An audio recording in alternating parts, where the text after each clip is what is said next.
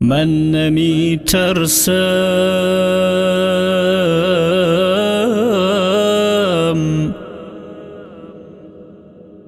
من نمی ترسم زی مردن، چون کی راهی آدمیست،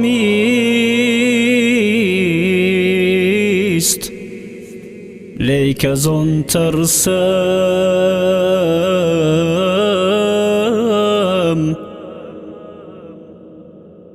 لیک از آن ترسم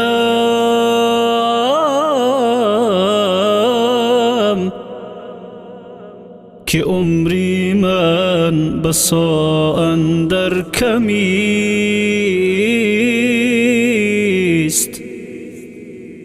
مرگ و زیستن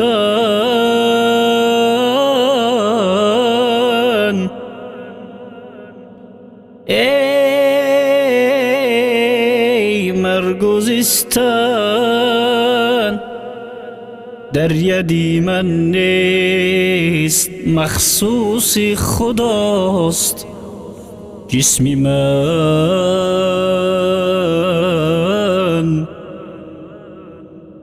جسمی من از روی پرسش و سؤال ای بس اداست، عمری اندر اشتباهات و خطاها تا بکی دور بودن، تا بکی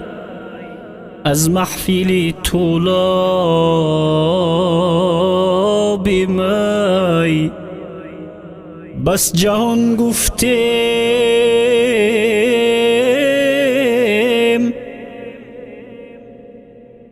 بس جهان گفتیم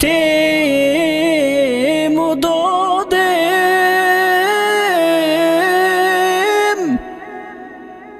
جمله را بر دست او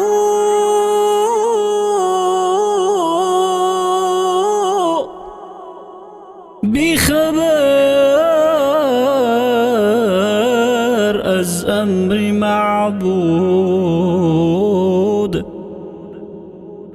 گشتگانی مست او.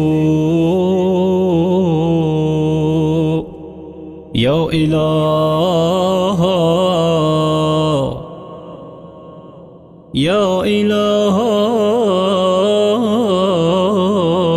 جرعی نوشان منی شرمنده را،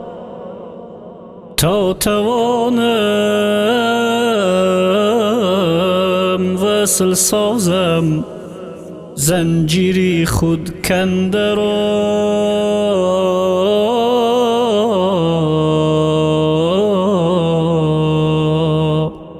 ناز اقبال،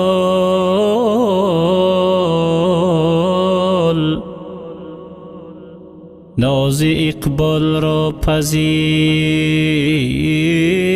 یا رب، اگرچی در خطاست، بهر عصیان و خطای خویش مدام آب و اداست.